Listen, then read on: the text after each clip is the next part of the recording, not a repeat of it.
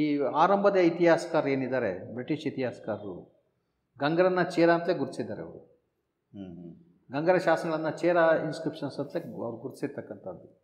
ಹೀಗಾಗಿ ಆ ಕನ್ಫ್ಯೂಸ್ ಇದ್ದೇ ಇದೆ ಅದು. ಅಶೋಕ ಮೌರ್ಯನ ಶಾಸನದಲ್ಲಿ ಗಡಿಯ ಪ್ರಾಂತ್ಯವಾಗಿತ್ತು ಅಂತ ಹೇಳ್ತಾನೆ ಅವನು, ಕೇರಳ ಪುಟ ಅಂತ ಹೇಳ್ತಾನೆ. ಸೊ ಅಂದರೆ ಅವನ ಕಾಲಕ್ಕೆ ಇನ್ನೂ ಕಕಾರ ಇತ್ತದು. ಅಂದರೆ 2300 ವರ್ಷಗಳ ಹಿಂದೆ ಕಕಾರವೇ ಬಳಸ್ತಾ ಇದ್ರು ಅದನ್ನು. ಸೊ ಕಕಾರ ಮುಂದೆ ಈ ತಮಿಳು, ತೆಲುಗು ಮತ್ತು ಮಲಯಾಳದಲ್ಲಿ ಈ ಗಕಾರವಾಗಿ ಇದು ಚಕಾರವಾಗಿ ಬದಲಾವಣೆ ಆಗಿಬಿಡುತ್ತೆ.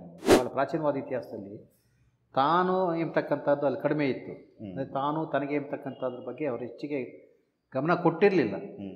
ಅದಕ್ಕೆ ಅವ್ರು ಯಾರ ಅರಮನೆಗಳು ಇವತ್ತು ಉಳಿದು ಬರಲಿಲ್ಲ. ಸಾಮ್ರಾಜ್ಯದ ಬೇರೆ ಬೇರೆ ಕುರುಗಳು ಅಂದರೆ ಯಾವ ರಾಜ್ಯದ್ದು ಎಲ್ಲೂ ಸಿಕ್ಕಿಲ್ಲ ನಿಮಗೆ. ಇವತ್ತು ಆ ಪುಲಕೇಶಿ ಅರಮನೆ ಎಲ್ಲಿತ್ತು ಹುಡುಕ್ತಿರೇನು? ಜನೋಪಯೋಗಿ ಕೆಲಸವೇ ಶಾಶ್ವತ ಆಗ್ತಕ್ಕಂಥದ್ದು. ಇದು ಭರತಖಂಡದ ಇತಿಹಾಸದ ರಾಜರ ಒಂದು ಗುಣಗಳಿವು.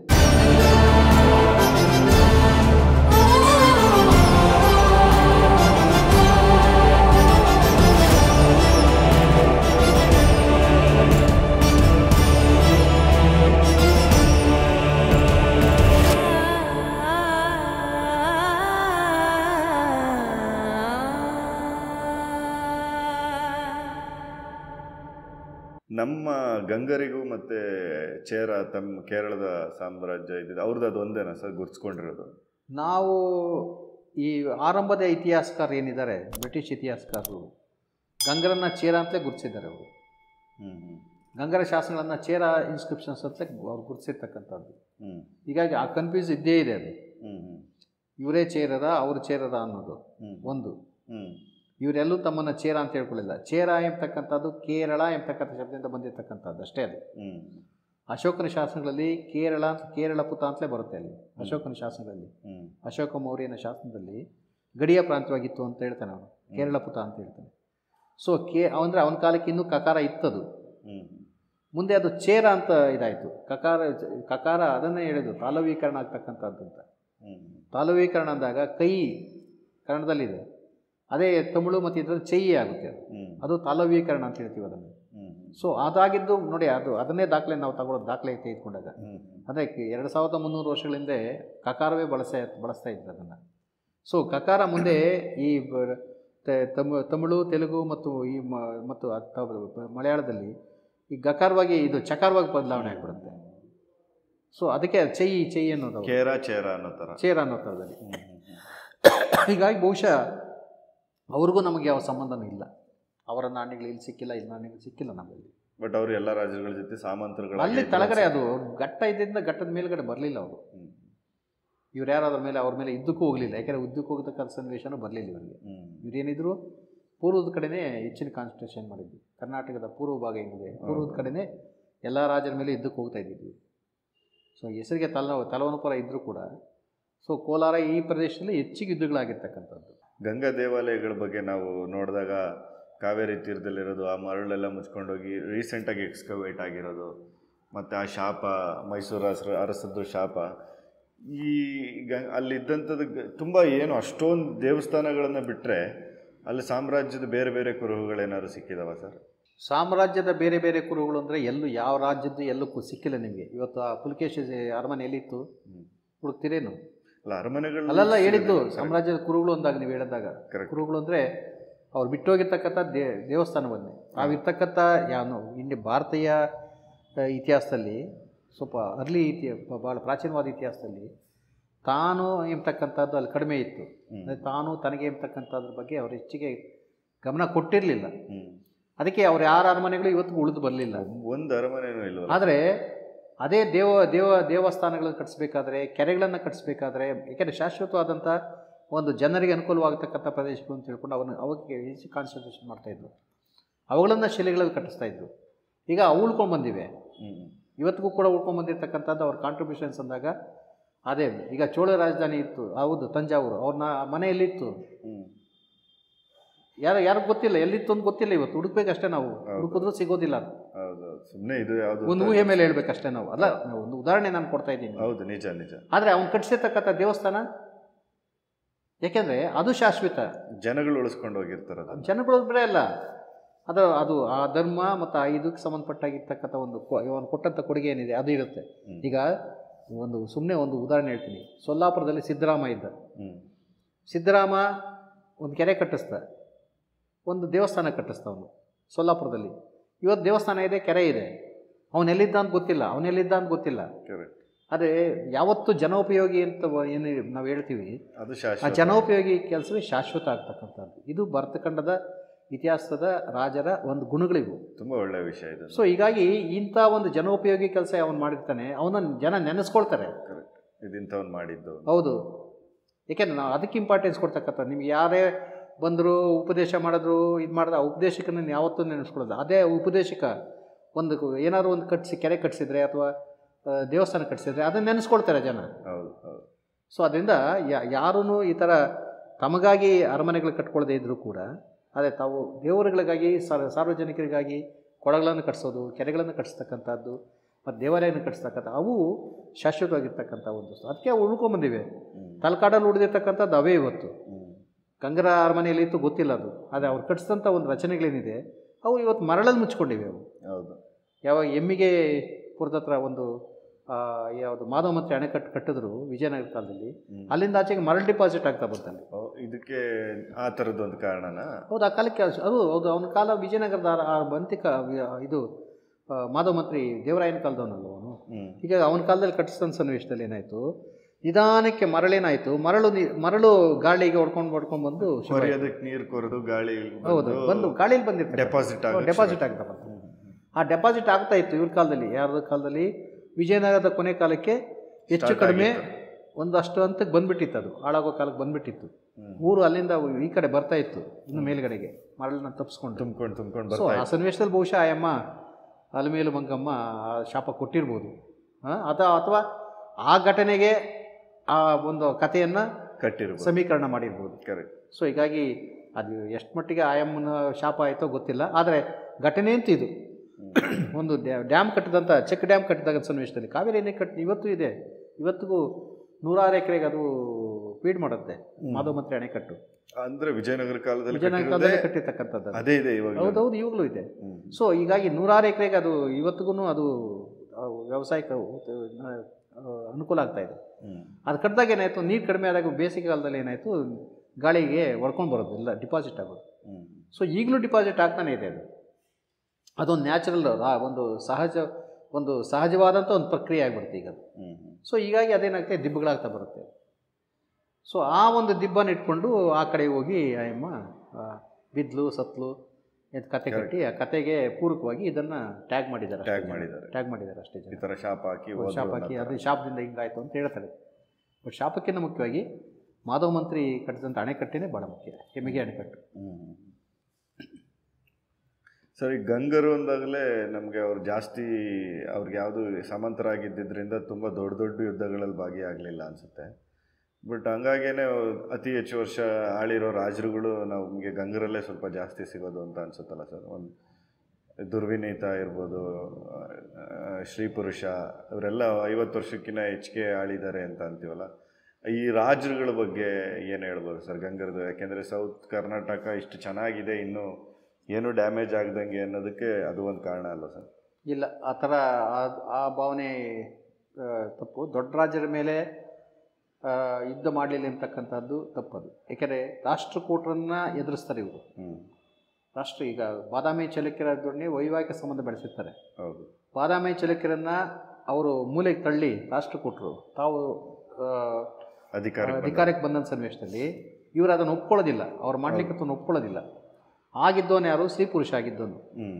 ಸೊ ಸ್ತ್ರೀಪುರುಷ ಏನು ಮಾಡ್ತಾನೆ, ವಿರೋಧಿಸ್ತಾನೆ. ಅದನ್ನು ವಿರೋಧಿಸಿ ಎಷ್ಟು ವಿರೋಧಿಸ್ತಾನೆ ಅಂದರೆ ಸಿಕ್ಕಾಪಟ್ಟೆ ವಿರೋಧಿಸ್ತಾನೆ ಅವನು. ಸೊ ಕೊನೆಗೆ ಯುದ್ಧಗಳು ನಡೆಯುತ್ತೆ. ಯುದ್ಧಗಳಲ್ಲಿ ಅದಕ್ಕಾಗಿ ಏನು ಮಾಡ್ತಾನೆ ಅವನು, ತಾತ್ಕಾಲಿಕವಾಗಿ ತನ್ನ ಒಂದು ರಾಜಧಾನಿಯನ್ನು ಮಣ್ಣೆಗೆ ಶಿಫ್ಟ್ ಮಾಡ್ತಾನೆ.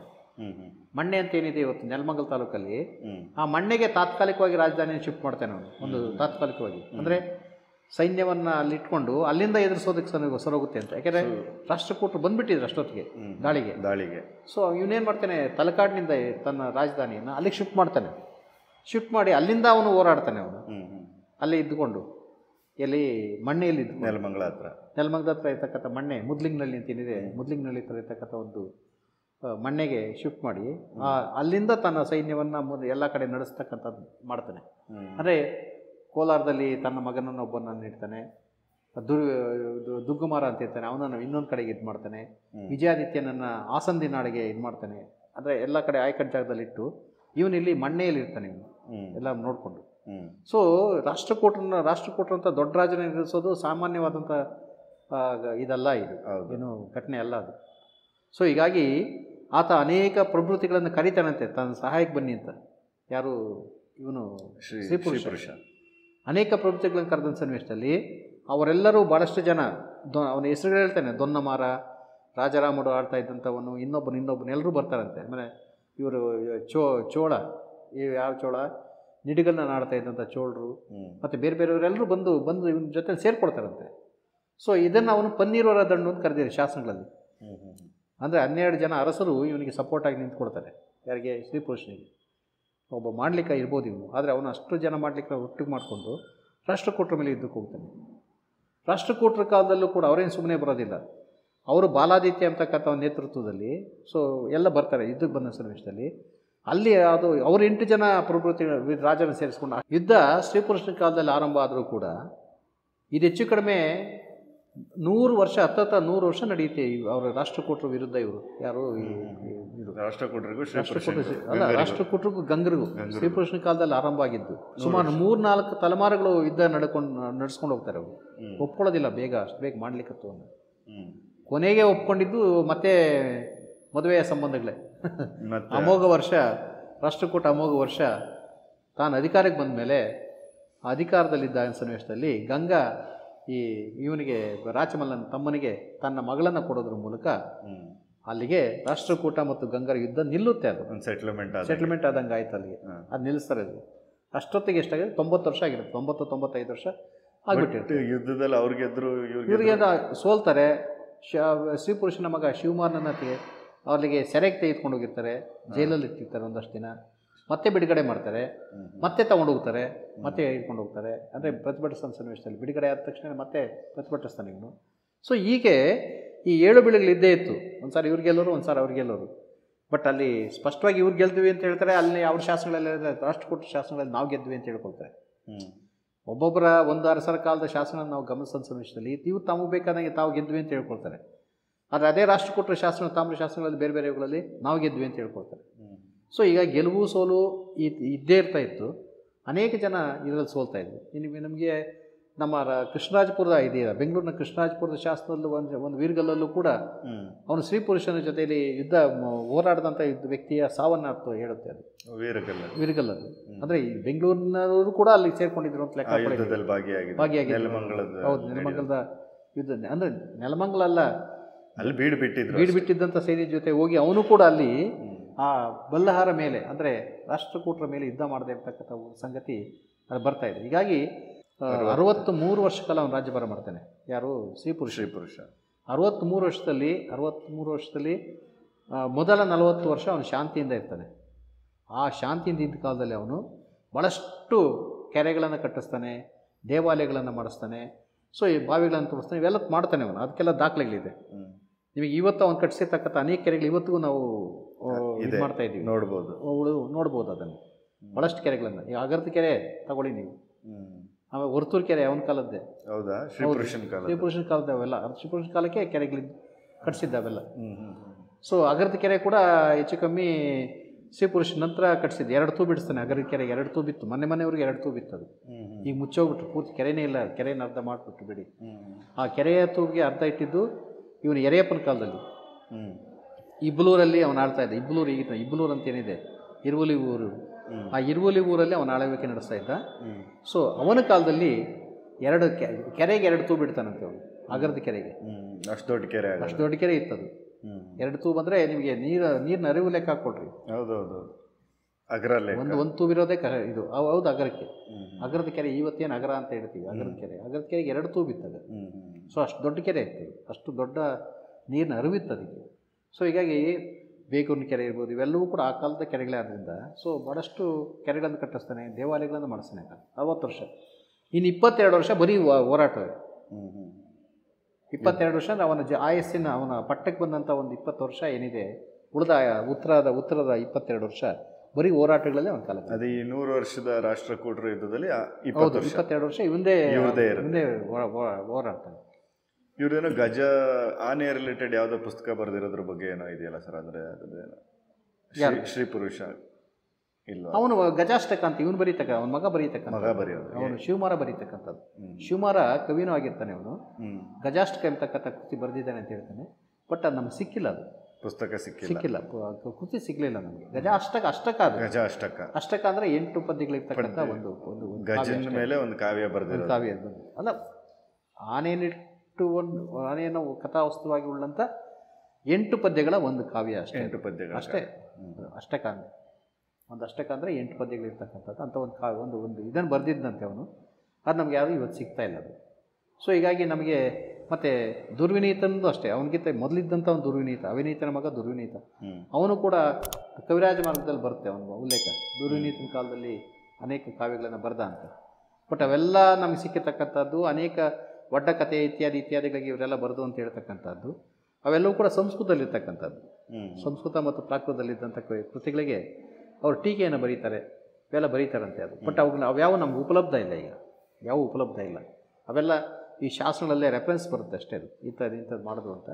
ಬಟ್ ಆ ರೆಫರೆನ್ಸ್ಗೆ ನಮಗೆ ದಾಖಲೆ ಅಂತ ಅಥವಾ ಸಿಕ್ಕಿತ್ತ, ಈಗ ಯಾವುದು ಅವ್ರು ಸಿಕ್ಕಿಲ್ಲ ನಮಗೆ, ಅವ್ಯಾವು ನಮಗೆ ಸಿಗಲಿಲ್ಲ ಇವತ್ತು. ಹೌದು, ಹಾಗಾದರೆ ಗಂಗರದ್ದು ಯಾವುದು ಸಾಹಿತ್ಯದ್ದು ಕಾಪಿನೂ ನಮಗೆ ಸಿಕ್ಕಿಲ್ಲ. ಈ ಶಾಸನಗಳು ಸಿಕ್ಕಿವೆ, ಮಾಮೂಲಿ ಸಾಹಿತ್ಯ. ಇದು ಸಾಹಿತ್ಯ ಇನ್ನೂ ಅವ್ರ ಕಾಲಕ್ಕೆ ಸೃಷ್ಟಿನೇ ಆಗಿರಲಿಲ್ಲ ಕನ್ನಡದಲ್ಲಿ.